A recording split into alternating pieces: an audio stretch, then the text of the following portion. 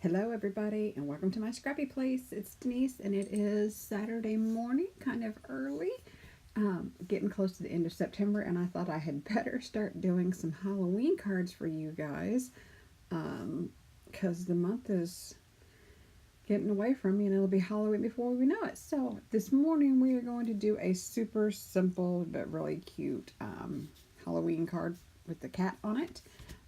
Takes minimal supplies. This is just basically to show you that you don't have to have a whole bunch of stuff to make a card that looks really cute. This is basically, a couple pieces of cardstock, a punch, a couple of punches, and just whatever you have laying around. Of course, the key to this particular card is the cat punch. But anyway, this won't take very long, very quick, very easy, and so let's go ahead and get started. Basically, the only supplies that you're going to need is your card base, which, let me zoom out just a little bit. That's the other way. There we go. Is your typical card base, folded in half. I have a piece of basic black cardstock, and this is cut at 5 1/4 by 4. And I have taken my layering circles framelits, and I cannot find the entire set, but this is the one that I used, and of course the rest of them are here on my messy desk somewhere. But basically, this wasn't the largest one in the set, and this is the set here, right there. You can see there's 16 of them, and some of them are just plain circles, and some of them have scallops around the edges of them. So I just took, like I said, this isn't the largest circle, but I think this is the second largest circle, and I ran it through my Big Shot and cut out this perfect circle. So we're going to use that. And then, of course, we are going to use the cat punch, and it is over here in the other basket. We're going to use that punch and the label punch. So we're also going to use the cat punch, and that's exactly what it's called, is cat punch. I take and write the names of all my punches on the side of them. I mean, this is pretty obvious that it's a cat punch, but there's some other punches that I just cannot ever remember, like this one is, that we're also going to use as the everyday label punch. So I wrote that on the side of this one as well. And we're going to use this one for our, oh, look, there's my camera, my phone. You can see it's in the reflection. Okay, anyway, we're going to use this one too. So let's go ahead and get started. The way that we are going to get the cat onto the moon is I'm going to take my cat punch, and I'm just basically, I have always told you, whenever you punch upside down, and I'm going to punch them out of here, but here, let me show you a little trick. Do you see how I don't want them cut out of the middle. I just want them cut kind of out of the bottom. And this is a little hard to hold into the punch. So what I always do is I just take a scrap piece of whatever I happen to have laying around. So you can see I wrote scrap on here. And I put just a little bit of adhesive on the end of it, and I stick it on whatever I need to slip in this punch. And that way it gives me a little bit longer arm.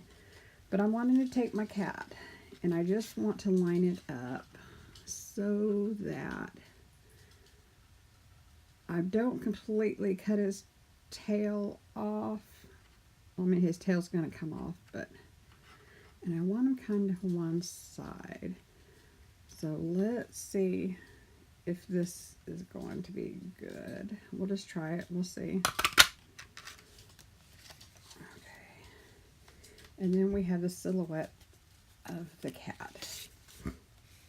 That looks good. He looks like he's sitting on a fence or something.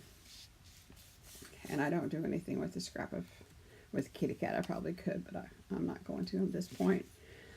And what I'm going to do to make it so it's not just quite so bland, if you can tell the difference in this card. The moon looks like it has a little bit of a dimension to it. I'm going to take this piece of yellow, and I'm going to take my ink pad. And the lovely thing about, listen to me, the lovely thing about the thing that I like the most about our inks and our paper and our markers are they all coordinate. So if this says the paper is Daffodil Delight and our ink is Daffodil Delight, it's going to be the same color, or they're going to match. It's going to be perfect. So I'm just taking a finger dauber and going right in my ink pad. And you don't have to do a finger dauber. You could very easily just take and edge it like this, but I'm going for ease. So I'm going to take the finger dauber and I'm going to go around the edge of the moon. And can you see how it's making just a slight variation? Can you tell? In here where it's not, where I haven't inked, and it's to where I have. And it just, like I said, it just gives it a little bit of definition, I think. And I'm not going to do it around the cap part cut out. I'm just going to do it around the edge of the moon. And that's all there is to it. And then I'll have ink on myself. Not too bad, I hope. But there we go. All right.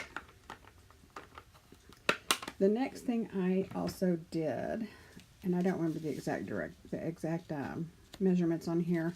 You can find the exact measurements if you click the link. Oh my goodness, it's early. I need my coffee. Below for the scraps, I want to say this is our glimmer paper, and it is, I believe, 3/4 of an inch wide. I might be off a little bit, but can you see how sparkly it is? I love sparkle.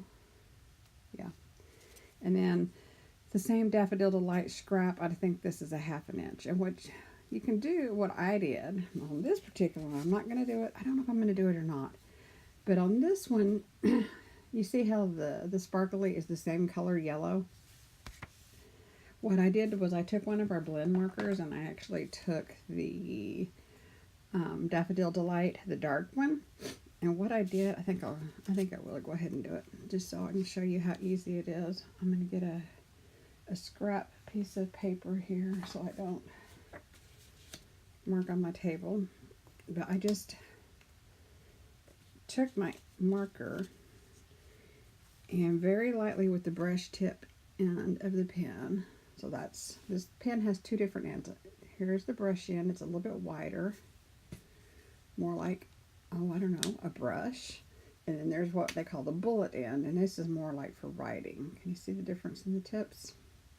I'm going to take the brush end and very gently I'm going to just color my glimmer paper.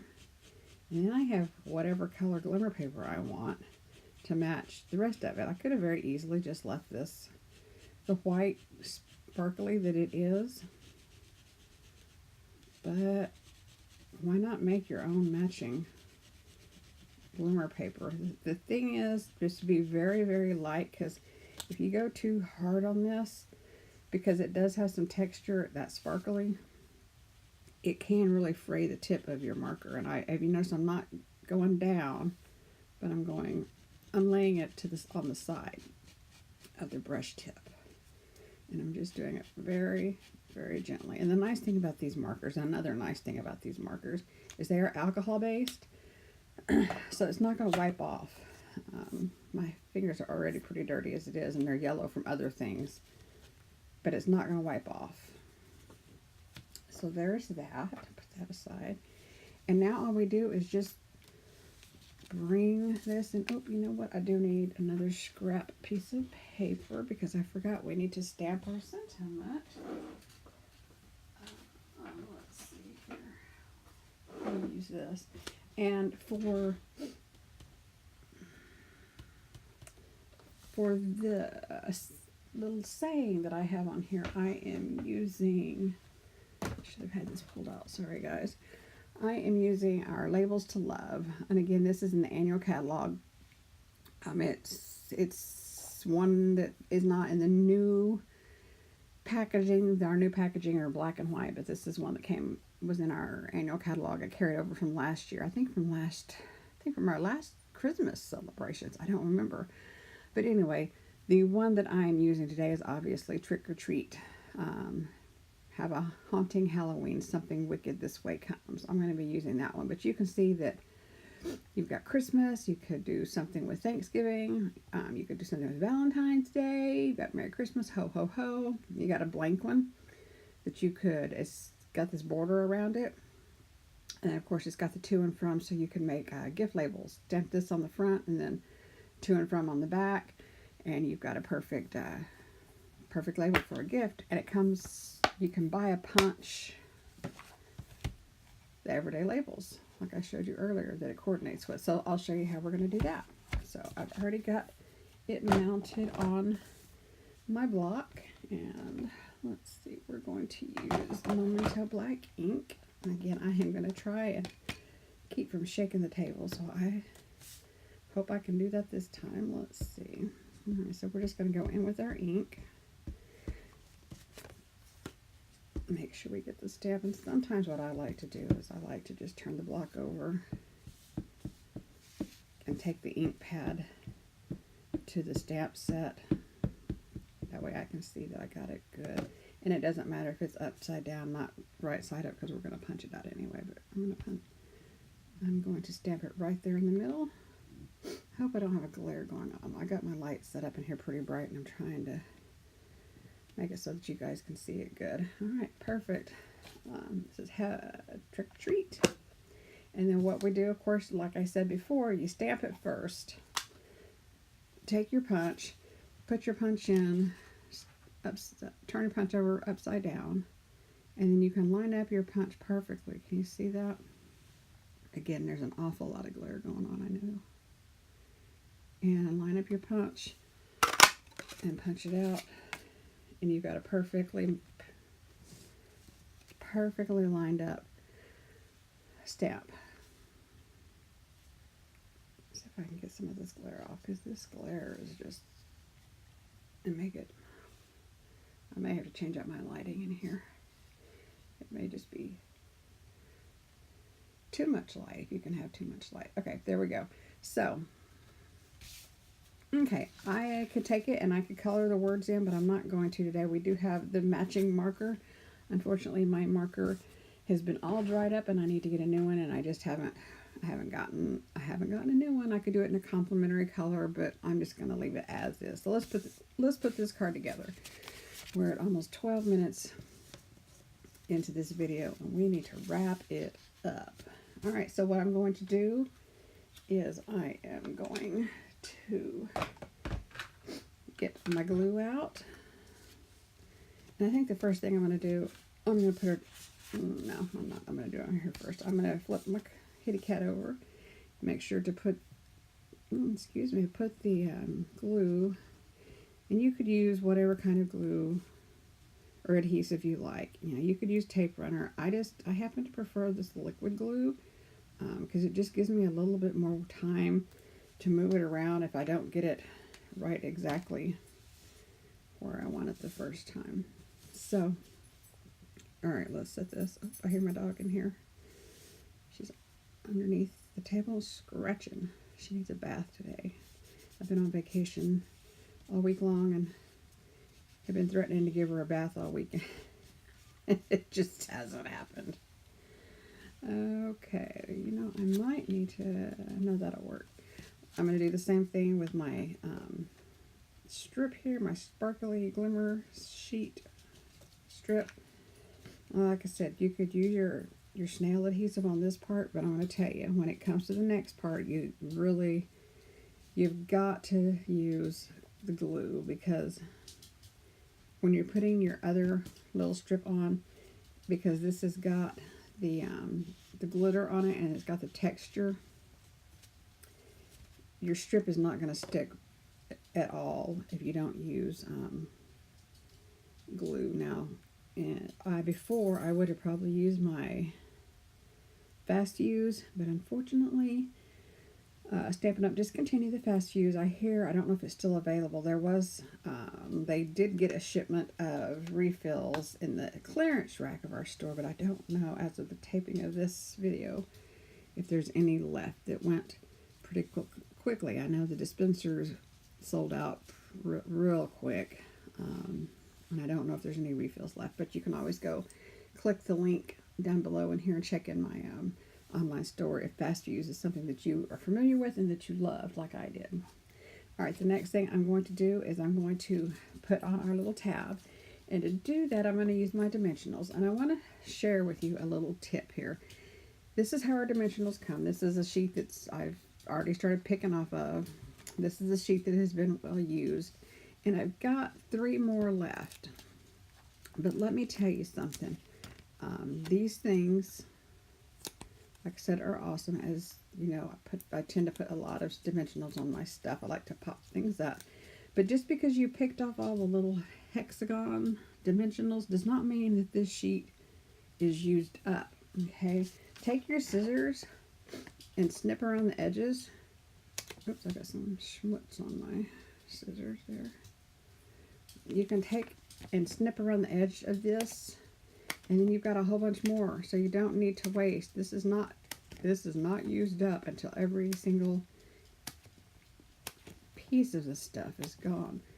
I go to events and people, I find just the outline in the trash all the time. It's like, no, that's like throwing away money. Do this, and then you've got a whole bunch left over. See, and there's still one whole one left on that sheet. But now I've got all these little pieces that I can still use on projects. All right, so that's my tip for you this morning on dimensionals. Cut around the edges and you've got more. All right, let's put that to the side. Now it's time to put our kitty cat on our card. As I have said before, a lot of times I leave the insides of my cards blank when I send them to people. It gives me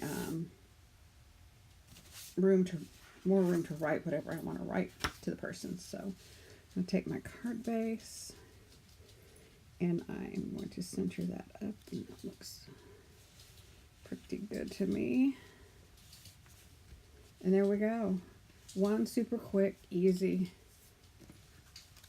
Halloween card. If you had to make a whole bunch of them for a classroom, it would be super simple just to whack them out. One person cut the circle, one person cuts the kitty cat out with the punch, one person can stamp, or if you're the lone rodeo, it wouldn't take you long to do all of this by yourself. So anyway, thanks so much for joining me this morning.